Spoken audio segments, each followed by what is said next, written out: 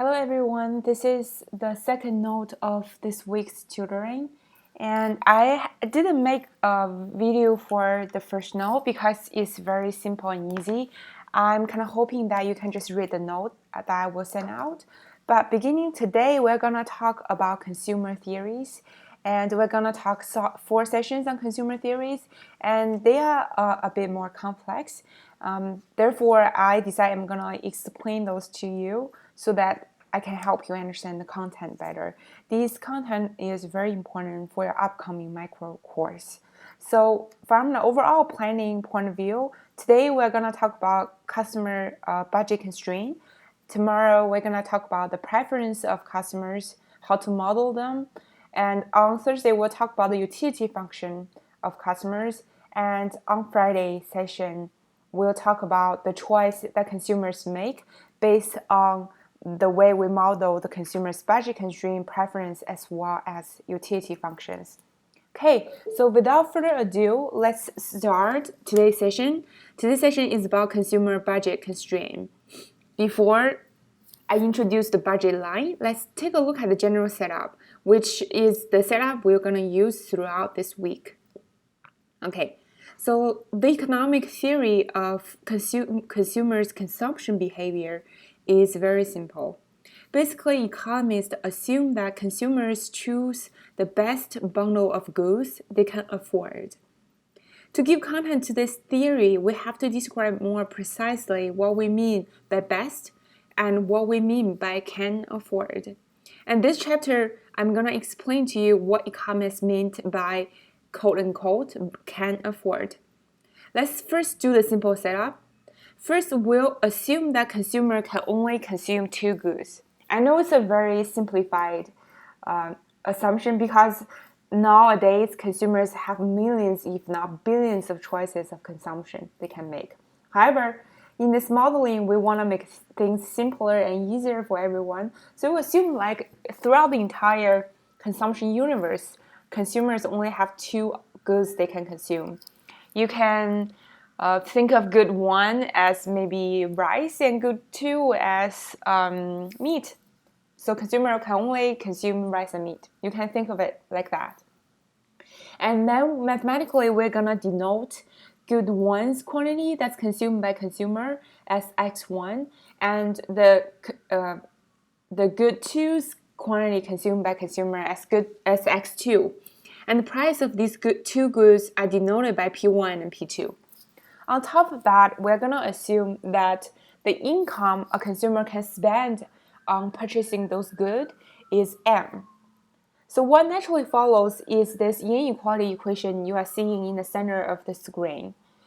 The inequality says that the money that consumer spends on good 1, which is given by the price of good 1 multiplied by the number of units consumed, which is x1, plus the money that consumer spends on good 2, which is the price of good 2, which is P2, times the quantity consumed by the consumer, which is x2. So this P1 x1 plus P2 x2 cannot exceed the total amount of money that the consumer can spend on these goods. Okay, I think that doesn't invite for more explanation. So let's quickly move on to how we define budget line. Budget line is defined on top of the inequality equation we just saw. So budget line basically changed the inequality sign into equality sign. So what the budget line does is that this budget line gives you the set of choices in terms of units of x1 and units of good 1 and units of good 2 a consumer can consume given the budget M. And this budget line describes that set to you. So whichever combination of good 1 and good 2 quantities that you can consume within the budget is on the budget line.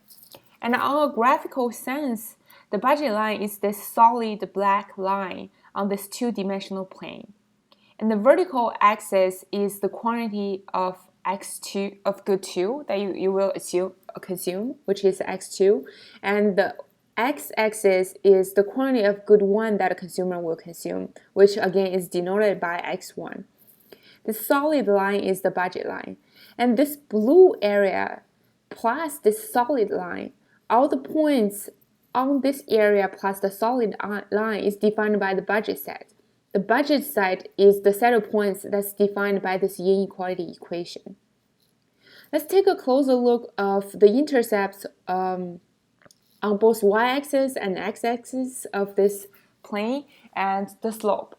Okay, so why is the vertical intercept m divided by p2, and why is the horizontal intercept is m divided by p1, and why is the slope the negative p1 over p2? Let's take a look at the math. So given the budget constraint equation, p1x1 plus p2x2 is equal to m, whose graphical representation again is this solid black line. So given this, we're going to solve for the x-axis and y-axis intercepts of this line as well as the slope of this line. So look at this linear equation. Let's first set the quantity of good 1 to 0. And then this term disappears. The first term disappears. What we're left with is p2 times x2 is equal to m. We divide both sides by p2. What we get is x2 is m over p2.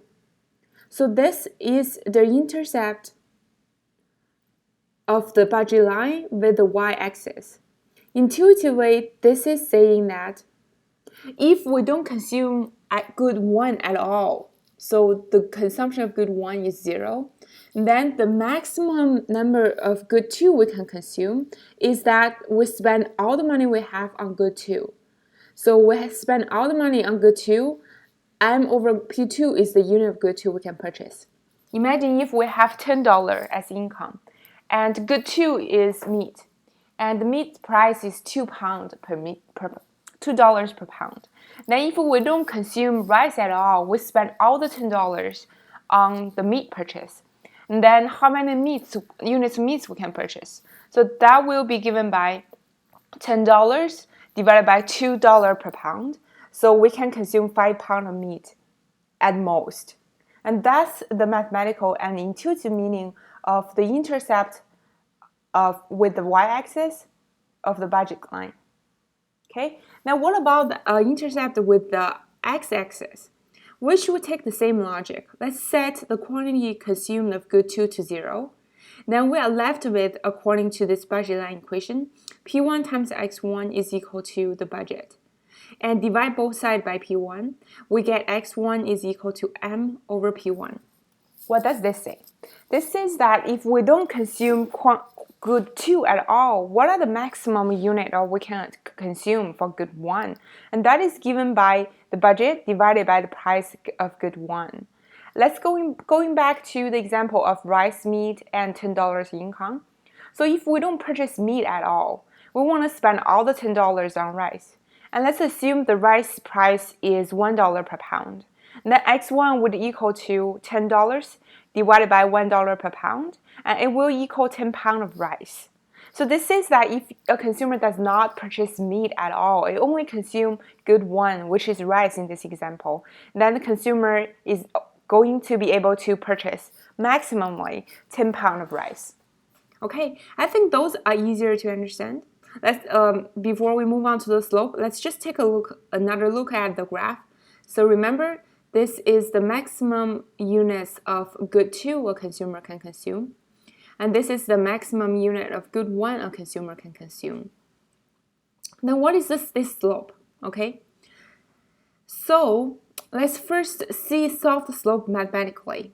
We know that the slope of this line is given by the length of this line, so between 0 to m over p2, divided by the length on the horizontal line, which is the length between 0 and m over p1. But because the slope must be negative, so a line that's tilting this way it must have a negative slope. So the slope is given by negative the first distance divided by the second distance. So the slope is given by negative. The m cancels, we're left with p1 over p2. So how to understand this? It's very important for you not just to remember the mathematical result of what the slope is for a budget line. You should understand that intuitively, because that intuition will run throughout the course. Okay, but what is the intuition? All right. So the intuition, let's think of this way. So first I'm gonna give you a one-liner explaining. So the slope means that if we purchase one more unit of good one, what's the corresponding cost in terms of the number of units of good two? What do I mean by that? Let's break this down. So if you want to purchase one more unit of good one, what's the money that's needed? You are gonna need the price of good one. So basically, if you want to purchase one more unit of good one, you need the amount of money that's equal to the price of good one. Why? For example, if you want to purchase one more pound of rice, you need $1 because the price of that 1 pound of rice is $1 per pound. Let's move on. So if you want to purchase one more pound of rice and then you need that $1, then how many units of meat or the other good you have to forego in order for you to have that money to purchase one more unit of good one? And that is given by P1 divided by P2. Why is that? So P1 is the money you need to purchase one more unit of good one, and P2 is the price of good two. You divide the money you need to purchase one more unit of good one by the price of P2. That gives you how many units of good two you have to forgive or forgo or let go in order to purchase one more unit of good one.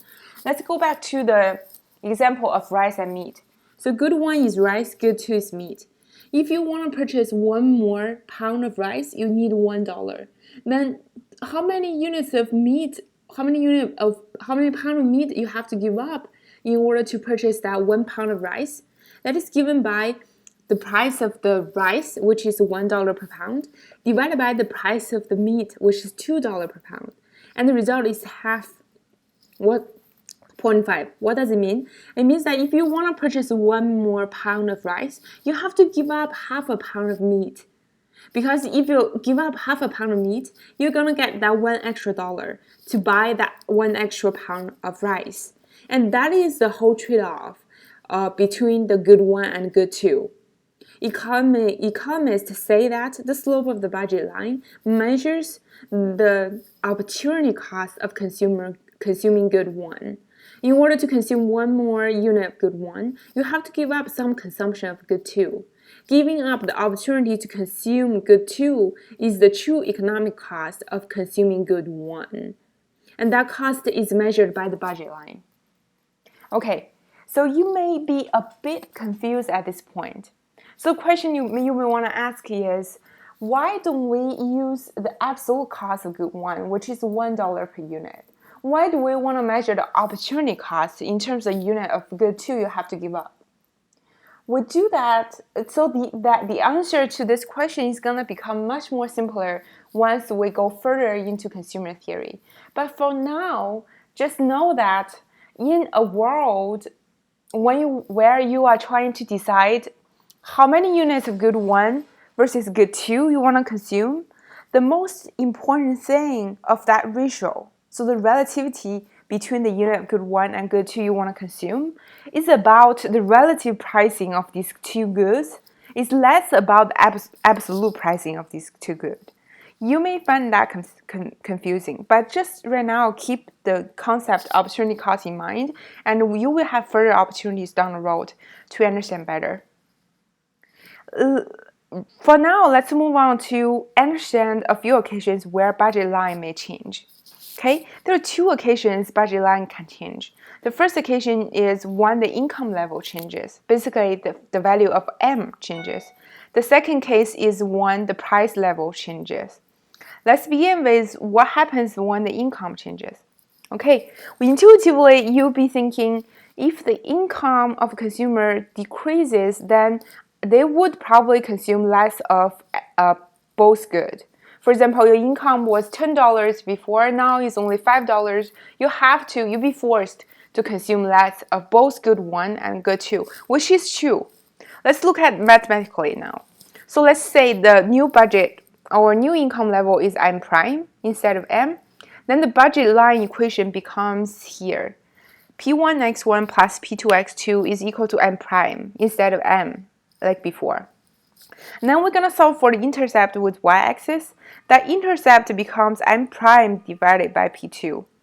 If M prime is lower than M, then this implies that the maximum unit of good 2 a consumer can consume with the new budget, which is M prime, is going to be smaller than the old quantity that the consumer can consume for good 2, right? Because the old one is M over P2. The new one is M prime over P2. And M prime is, by assumption we're making here, is less than M. Oh, actually, you know what? Like in the graph, I'm actually assuming the budget increases. Okay, so let's do this again. So I'm not assuming M prime is less than M. Actually, in this graph I attach here, I'm assuming M prime is bigger than M. So the intuition is that the consumer is going to consume more of both good. And this maximum amount of good 2 that consumer can consume when M prime is greater than M is actually greater than M over P2. The same applies to here. The maximum number units of good 1 consumer can consume is again greater because M prime is greater than M. And when we come to the budget, which is what's the opportunity cost of consuming one more unit of good 1, stays the same. It does not change.